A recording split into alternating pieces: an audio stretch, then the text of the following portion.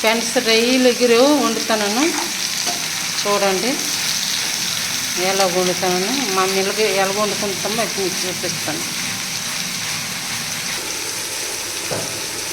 ఇది కారం వేసాను,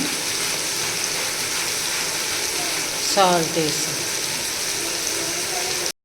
టమాటా మగ్గిపోయింది వేసాను.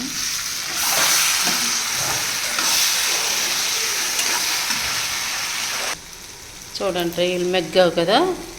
ఇప్పుడు పులుపు, చింతపండు పులుపు వేసేస్తాం. ఇదండి రొయ్యలు ఎగురు చేసుకున్నాము. మేము మెల్లగా తింటామండి. మీకు నచ్చినట్టు ఉంటే లైక్ చేయండి, షేర్ చేయండి. బాయ్. రా చెప్పు. లైక్ చేయండి, చెప్పండి, ఈ గంట నొక్కండి.